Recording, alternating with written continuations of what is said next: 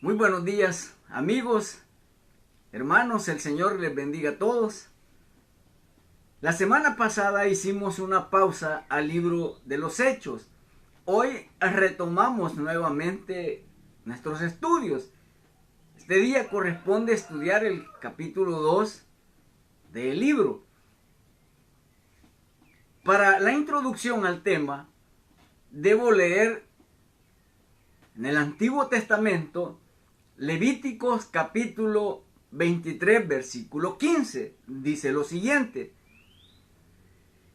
y contaréis del día que sigue al día de reposo, desde el día en que ofrecisteis la gavilla de la ofrenda mecida, 7 semanas cumplidas serán. Ponga atención a esto. 7 semanas a 7 días cada una hacen un total, si multiplicamos 7 por 7, 49. 49 días. El versículo 16 del capítulo 23 del Levítico dice: hasta el día siguiente del día séptimo, día de reposo, contaréis 50 días. Entonces ofreceréis el grano nuevo a Jehová. Un día después del día 49 es el día 50. Dios estableció el día 50 después de la celebración de la fiesta de la Pascua, otra fiesta. A esta fiesta se le conoce como la fiesta de Pentecostés o fiesta de las primicias, donde las personas llevaban los primeros frutos obtenidos de la cosecha. Ahora, quise mencionarle estas cosas porque en la fiesta que Dios estableció del Pentecostés sucedería algo extraordinario. El Espíritu Santo descendería de lo alto. Pues bien, de esto y más hablaremos en el mensaje titulado La venida del Espíritu Santo. Libro de los Hechos, capítulo 2, versículos del 1 en adelante. Dice la palabra de Dios en el nombre del Padre, del Hijo y de su Santo Espíritu de la forma siguiente.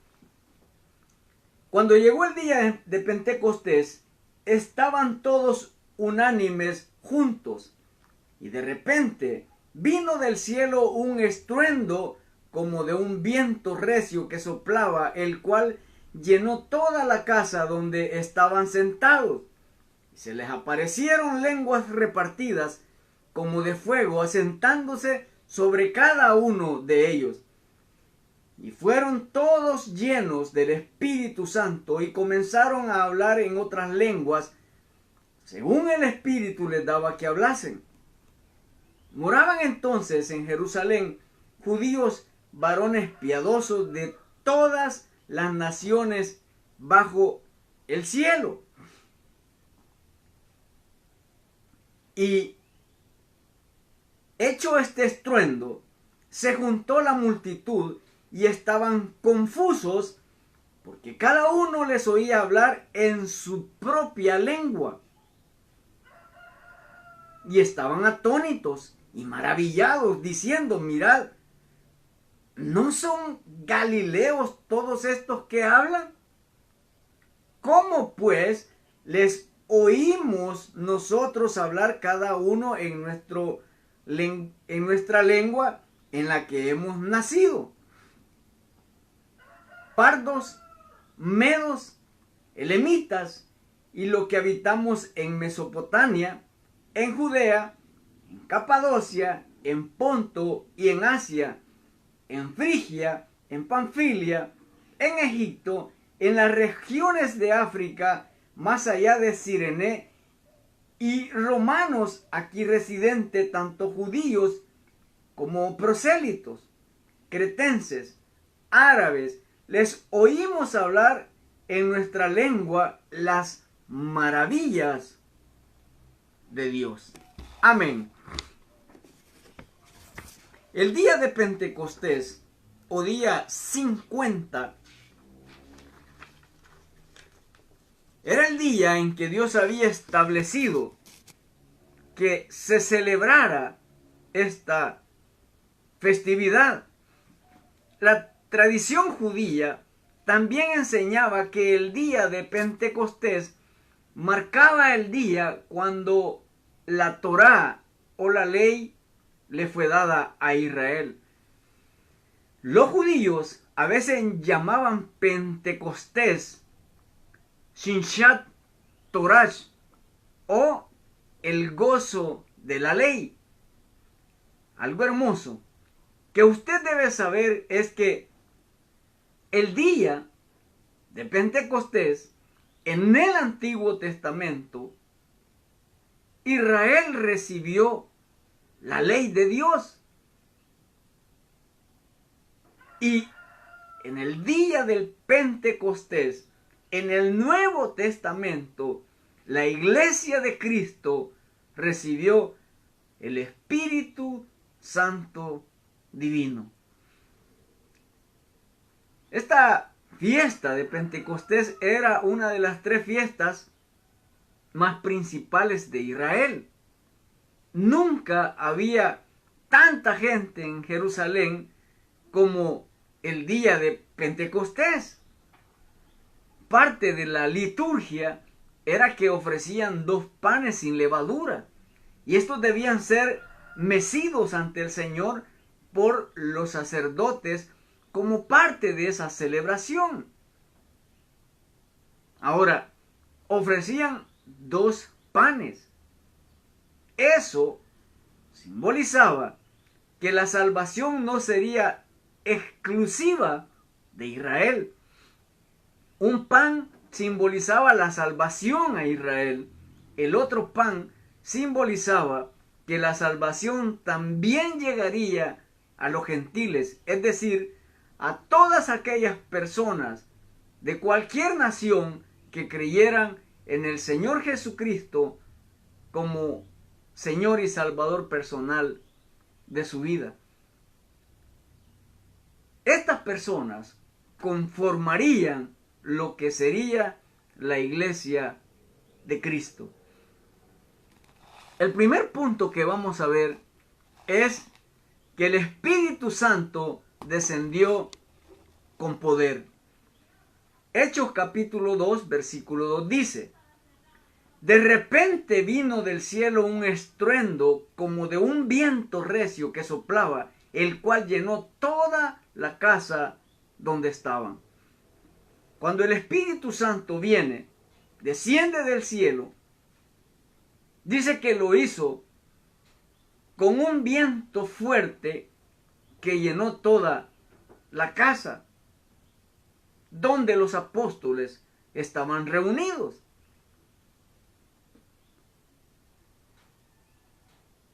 Hace un tiempo daban por la televisión una noticia donde un meteorito del tamaño de una bola de béisbol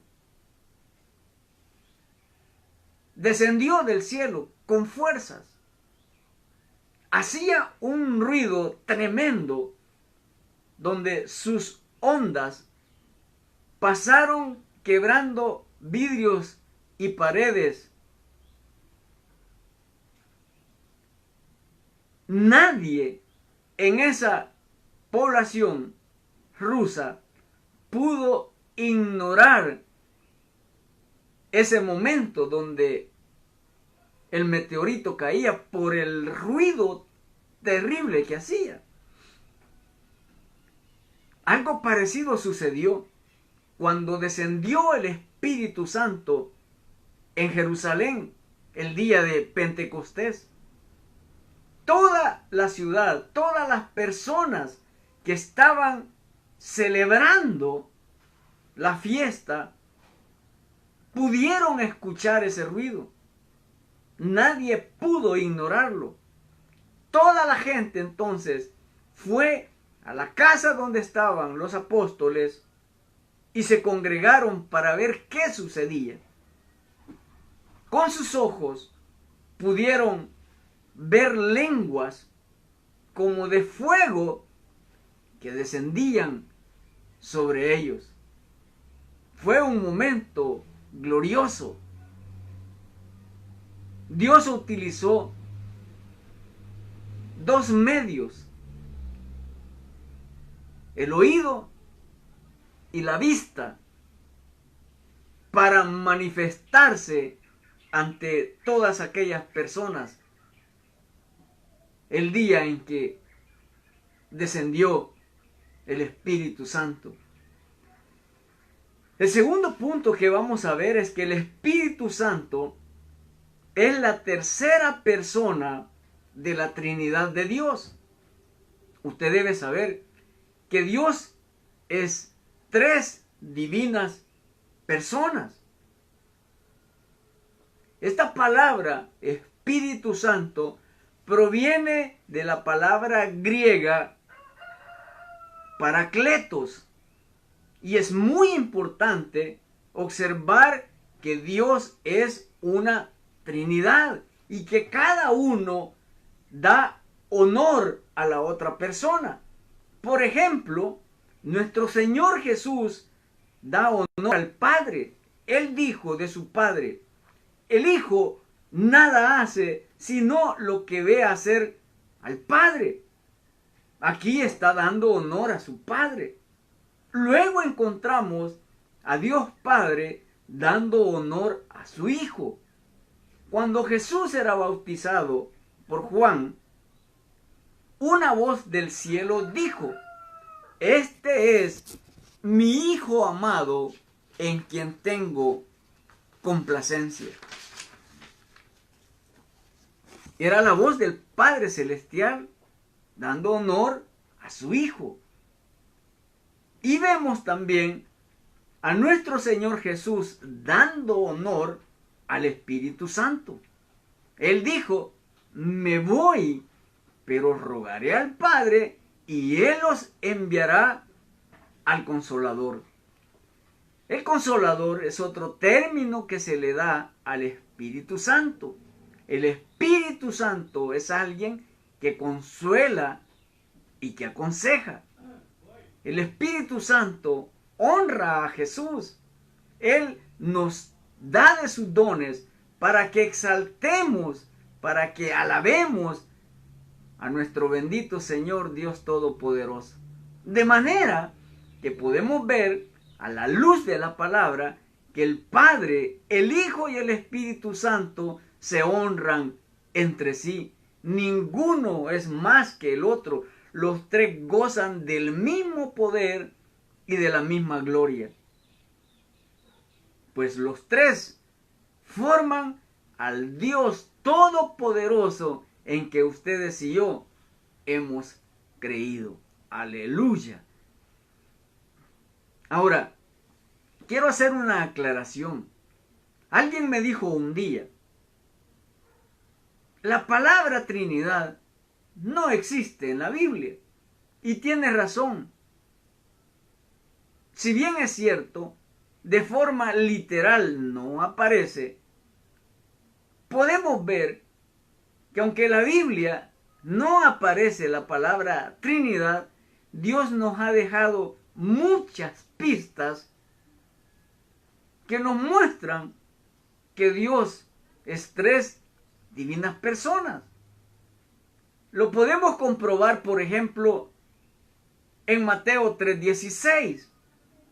Dice: y Jesús, después que fue bautizado, subió luego del agua, y he aquí los cielos le fueron abiertos, y vio el Espíritu de Dios que descendía como paloma y venía sobre él. Versículo 17. Y hubo una voz del cielo que decía: este es mi Hijo amado, en quien tengo complacencia. Aunque la Biblia no dice abiertamente que Dios es una Trinidad, aquí podemos encontrar varios textos donde anuncian que Dios es un Dios trino. Otro texto bíblico es cuando Jesús envía a sus discípulos y les dice: hagan discípulos, estoy parafraseando, y bautícenlos en el nombre del Padre, del Hijo y del Espíritu Santo. Ahora, Dios no comparte su gloria con nadie a menos que sea Dios. Y si Jesucristo nuestro Señor menciona al Padre y al Espíritu Santo, y si en 2 versículos vemos la presencia de Jesús bautizándose, del Espíritu Santo descendiendo sobre paloma sobre él, y la voz que decía: este es mi Hijo amado,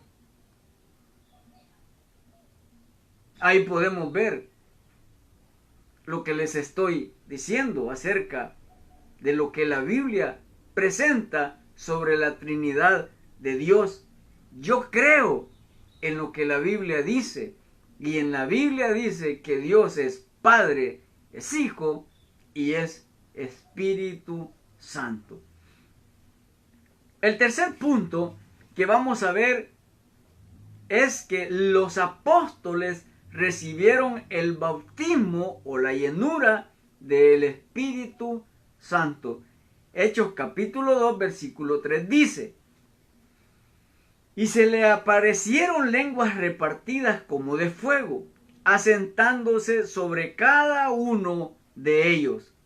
Ahora, observamos que las lenguas eran como de fuego. No dice que eran de fuego, parecían de fuego. Este versículo dice que ellos fueron los apóstoles bautizados, que fueron llenos de la presencia del Espíritu Santo. Ahora, ¿cómo logramos hoy día la llenura del Espíritu Santo? Es algo parecido a esto. La Biblia dice que somos vaso en las manos de Dios. Vea esto. ¿Cómo llenamos nuestro ser de la presencia del Espíritu Santo?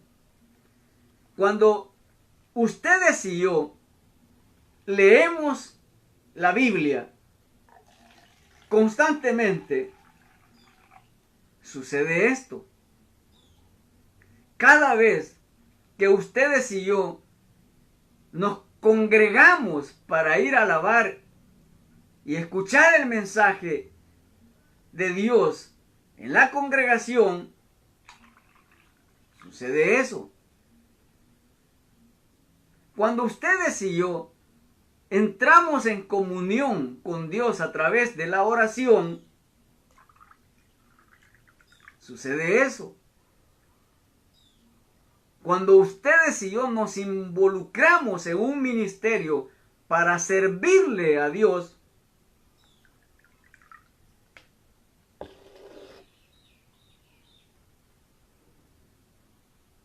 sucede eso.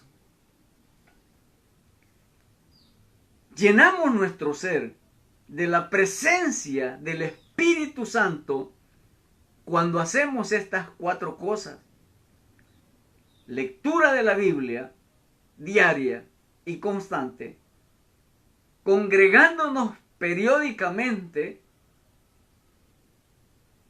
orando constantemente y sirviéndole al Señor.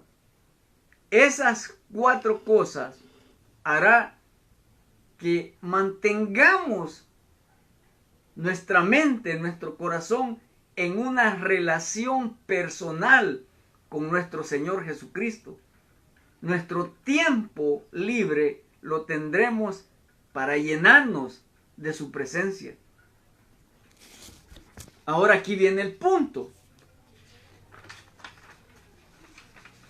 ¿Lee usted la Biblia en casa en su tiempo libre?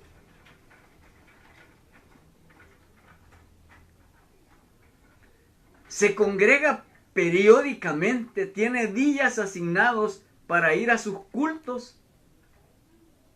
¿O es de las personas que van una vez por semana? ¿O van y se congregan cuando les da la gana? ¿En qué ministerio le está sirviendo usted a Dios? ¿Sus oraciones son constantes? ¿O es de aquellos que se levantan y salen a su trabajo o a hacer cualquier diligencia y ni siquiera se acuerdan de orar, de pedirle a Dios protección?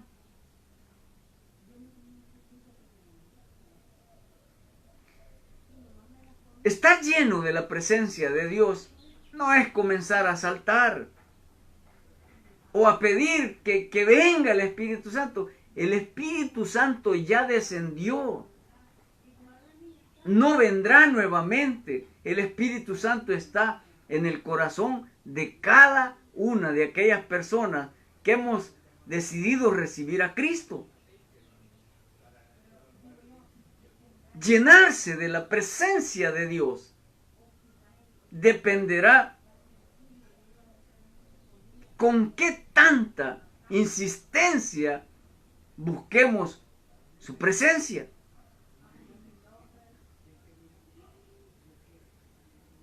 Solamente a través de congregarse, de servirle a Dios, de leer constantemente la palabra y de orar, lograremos estar llenos de la presencia del Señor. El cuarto punto que veremos es la obra que el Espíritu Santo hace en el creyente. El Espíritu Santo regenera a la persona que recibe a Cristo. Esta palabra regenerar, dice el diccionario, que es hacer que una persona abandone hábitos y conductas que se consideran perjudiciales moralmente. Es como regenerar a un delincuente, por decirle algo. Lo primero que Jesús hace en una persona es regenerarlo. Los apóstoles fueron regenerados. Digo esto porque si usted recuerda cómo era Pedro, cómo trataba de solucionar las provocaciones, a puro machete. Pedro era de mecha corta. Tenía un carácter terrible. Prueba de ello es cuando querían aprender a nuestro Señor Jesucristo. La Biblia dice que sacó su machete bien afilado y que le cortó la oreja a Malco. Y Malco tuvo suerte porque la intención de Pedro no era cortarle la orejita, era cortarle la cabeza de un tajo a Malco. Ese era Pedro, antes que el Espíritu Santo descendiera sobre él. Pero cuando el Espíritu Santo viene sobre ellos, encontramos a Pedro diciendo en una de sus cartas a la iglesia: hijitos míos. De un carácter terrible y duro a un hombre lleno de humildad, de paz. Eso hace el Espíritu Santo en el nuevo creyente. Una persona que recibe a Cristo, su vida nunca más vuelve a ser igual.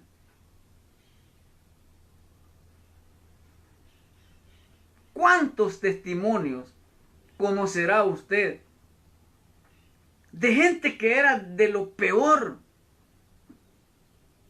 pero que Dios nos ha regenerado? Mire, yo recuerdo un día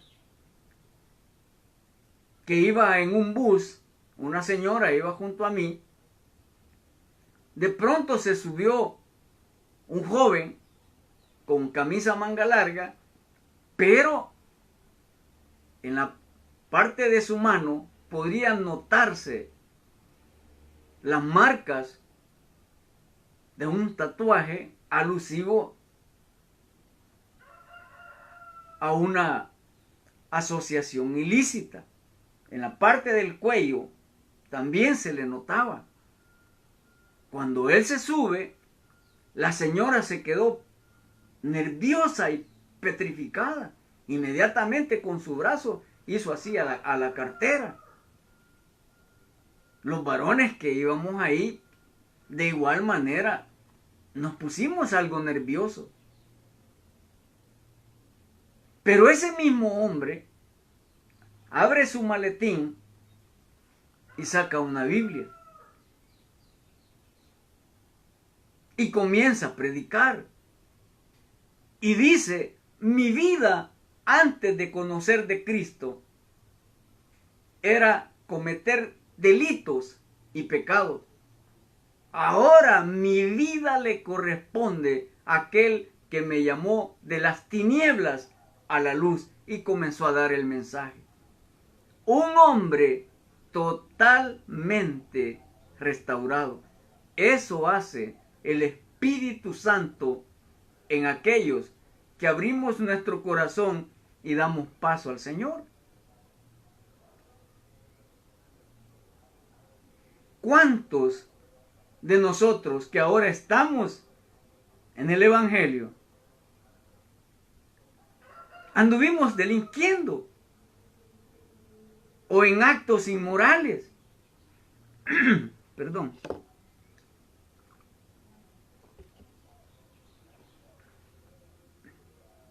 Algunos eran ladrones, otros estafadores, otros borrachos, infieles a la pareja, otros adictos a las drogas, otros parranderos, una cerveza en la mano y el cigarro en la otra,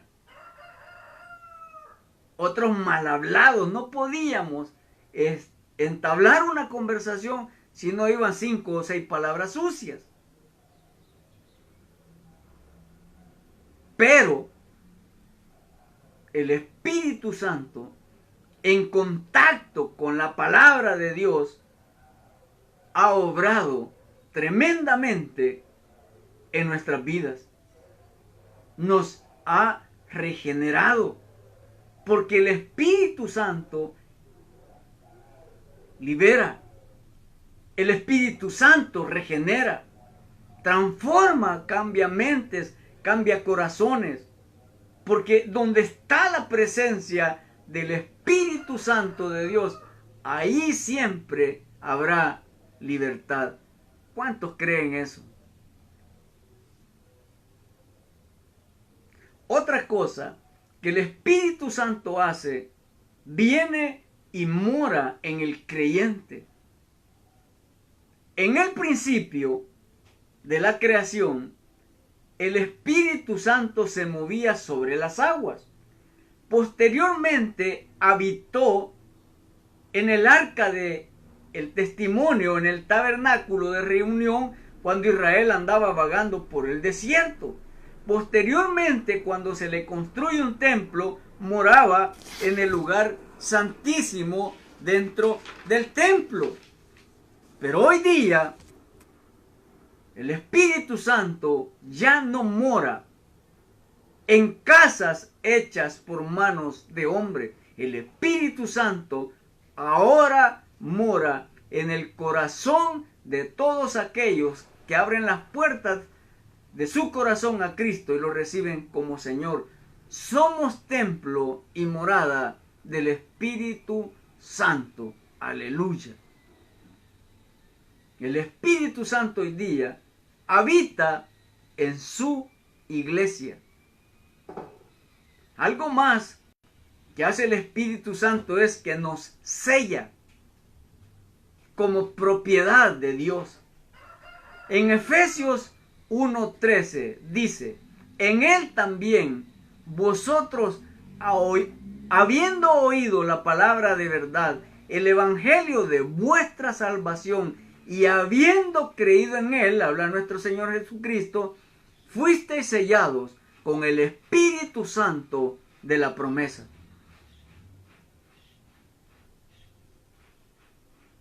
Cuando la persona decide aceptar a Cristo, en ese momento somos sellados como propiedad exclusiva de Dios. Mire qué tremendo privilegio. Todas estas cosas y muchas otras más hace el Espíritu Santo en la persona que decide entregar su vida a Cristo. Ahora, sigamos leyendo. Hechos, capítulo 2, versículo 4 dice, y comenzaron a hablar en otras lenguas según el Espíritu les daba que hablaran. Dice el versículo 4 que los apóstoles comenzaron a hablar en otras lenguas. Ahora, cuando dice aquí que hablaron en otras lenguas, ¿a qué se refiere? Estas otras lenguas no eran lenguas desconocidas. Habían muchas lenguas habladas por los judíos en toda la provincia del Imperio Romano. Estos adoradores habían venido de las diferentes partes del imperio para la fiesta de Pentecostés. Usted debe recordar que era una ley que Dios establecía que todo varón llegase a celebrar la fiesta a Jerusalén. Muchos de estos que vinieron a esta fiesta de Pentecostés no hablaban hebreo. El Espíritu Santo entonces les permitió hablar a los apóstoles en cada idioma de cada uno de los judíos que allí se habían congregado. No eran lenguas extrañas o angelicales las que los apóstoles hablaron ese día. ¿Cómo comprobamos eso? Versículo 4 dice, Hechos 2, versículo 4. Y fueron todos llenos del Espíritu Santo y comenzaron a hablar en otras lenguas, según el Espíritu les daba que hablasen.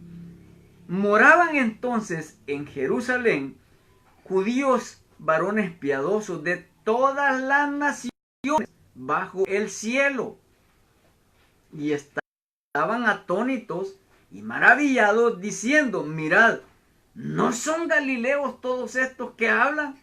¿Cómo pues les oímos nosotros hablar cada uno en nuestra lengua en la que hemos nacido? Pardos, medos, elamitas y los que habitamos en Mesopotamia, en Judea, en Capadocia y el Ponto de Asia, en Frigia, Panfilia, en Egipto y en las regiones de África más allá de Cirene, y los romanos aquí residentes, tanto judíos como prosélitos, cretenses, árabes, les oímos hablar en nuestras lenguas las maravillas de Dios. Los judíos que habían llegado a Jerusalén para esta fiesta estaban boquiabiertas al oír a los apóstoles hablar cada uno en su propio idioma, porque decían, estos hombres la mayoría son pescadores, nunca fueron a una universidad, nunca fueron a prepararse para aprender nuestro idioma. ¿Cómo es posible que pueda escucharles en mi idioma natal? Es que en aquel momento el Espíritu Santo les daba la capacidad a los apóstoles de hablar en los distintos idiomas, en las distintas lenguas de género humano de los que se habían congregado, para que les anunciaran que en Cristo hay perdón, que en Cristo hay salvación. Aleluya. Ahora debo aclarar lo siguiente. Lo que diré, lo diré no con la intención de dañar a nadie, sino como instructor de la Biblia, debo enseñar la verdad establecida en la palabra. La falta de una correcta interpretación de la Biblia ha hecho que en algunas congregaciones tomen textos y los sacan de contexto. Digo esto porque se da el caso, en algunas congregaciones confunden lo que son las lenguas terrenales, los diferentes idiomas, y comienzan a hablar en un dialecto extraño, una especie de jerigonza. La jerigonza es una variante donde se intercalan sílabas entre medio de una palabra en forma reiterada sin entender lo que están diciendo. Originalmente se denominaba jerigonza a cualquier lenguaje de mal gusto, complicado o difícil de entender.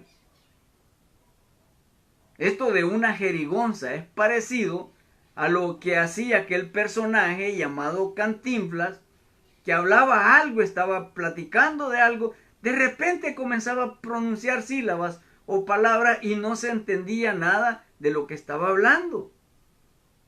No se entendía. Digo, muchas congregaciones, por falta de la aplicación adecuada, de la interpretación adecuada de la Biblia, han caído en este error. Porque dice en el texto de Hechos 2 que hablaron en otras lenguas los apóstoles.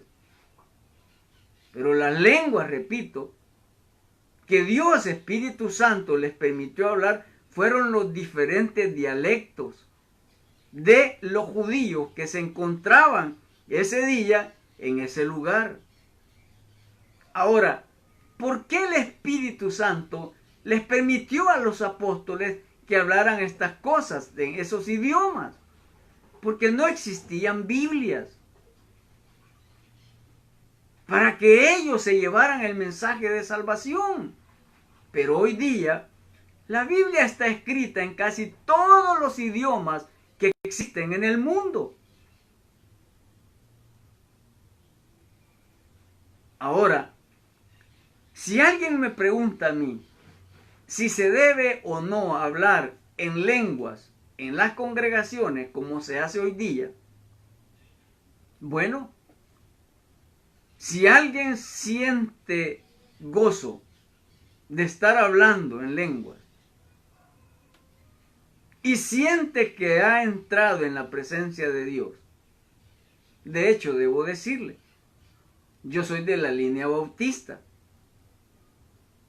pero la mayor parte de la iglesia donde me invitan a predicar son iglesias pentecostales. Y yo he visto personas hablando en lengua, y repito, si ellos se sienten con gozo en hablar en sus lenguas y sienten que están en comunión con Dios, ¿quién soy yo para impedírselos si sienten gozo al hacerlos? Pero, aclaro nuevamente, como instructor de la Biblia, debo dejar muy en claro las lenguas que hablaron los apóstoles en Pentecostés del capítulo 2 del libro de los Hechos eran idiomas, lenguas humanas. Ahora, porque a veces se cae en el error de darle una interpretación inadecuada a la Biblia, por la falta de la hermenéutica. Hay una materia en el seminario llamada hermenéutica. Ella rige la correcta interpretación de la Biblia. Entre las reglas de la hermenéutica está el contexto histórico. Debe saber qué estaba pasando en ese tiempo que se escribió el libro que se ha de estudiar. Otra regla a tomar en cuenta eran los aspectos culturales de ese tiempo. Otra regla de la hermenéutica es que se debe de leer el contexto, el texto que se ha de presentar y hacerlo de una forma exhaustiva. No se puede sacar un texto, un versículo bíblico de un texto y hacer doctrina de él, porque entonces se deja todo el resto del contexto y eso puede poder interpretarse y poder enseñarse tal vez siendo una herejía. Además, las reglas de la hermenéutica establecen que uno debe de conocer el tipo de escritura que se está estudiando, si es literaria, poética, profética, etcétera, etcétera, etcétera. Hay una serie de reglas para darle al texto bíblico que se estudia y que se enseña la correcta interpretación para no caer en el error de darle una interpretación antojadiza y errada. Así que aquellos que enseñamos la Biblia, no estamos enseñando cualquier cosa. Es la bendita palabra de Dios. Debe de haber mucho esfuerzo, mucho esmero a la hora de poder enseñar. Aclarado este punto, dice el versículo 12, estaban todos atónitos y perplejos, diciéndose unos a otros, ¿qué quiere decir esto? Versículo 13, pero otros burlándose decían, están borrachos. Es decir, que hubo gente que creyó que estos hombres estaban ebrios. Ahora, es evidente que este pasaje que hemos estudiado tiene un protagonista principal y es el Espíritu Santo de Dios. Jesús, antes de su partida al cielo, les comunicó a los apóstoles que vendría sobre ellos el Espíritu Santo. Ahora, amigo, amiga, este día puede venir sobre ti el Espíritu Santo. Si tú nunca has abierto la puerta de tu corazón a Cristo, este día el Espíritu Santo puede morar dentro de tu ser.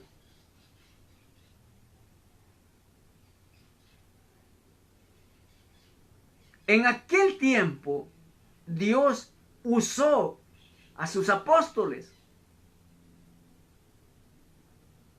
para hacer sanaciones, para hablar del Evangelio, para dar a conocer de Cristo. Hoy día, quizá Dios quiera usarte a ti, amigo. Y si tú estás pensando, es imposible, déjame decirte algo. Si 20 años atrás a mí me hubieran dicho que yo sería un predicador del Evangelio de Jesucristo, que yo andaría hablándole a las personas de Él, que a mí me invitarían a varias iglesias a andar enseñando de la Biblia. Si me hubieran dicho, vas a tener 2 programas en internet donde hablarás las grandezas de Dios. Hace 20 años yo les hubiera dicho, están locos. Porque jamás me imaginé que un día el Espíritu Santo me permitiría hacer estas cosas. Pero míreme ahora. No puedo pasar una tan sola hora sin hablarle a alguien de Jesucristo. Usted no sabe, amigo, amiga, lo que Dios puede hacer en su vida para gloria de su nombre. Quizás Dios lo tenga en la mira para usarlo como pastor, como un misionero, como un evangelista, como un maestro de enseñanza, para sanar personas al imponer sus manos y orar por ellos.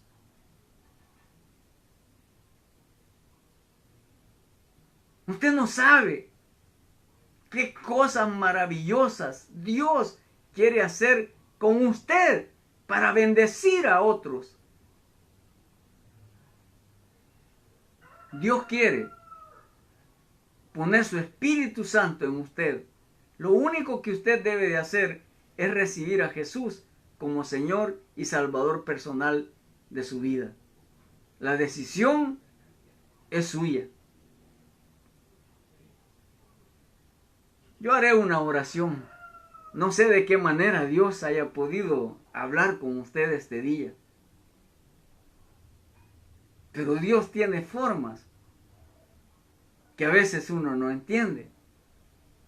Si quiere recibir a Jesucristo y que el Espíritu Santo habite en su interior, repite estas palabras conmigo. Señor Jesucristo, yo te recibo hoy en mi corazón como mi Señor y como mi Dios.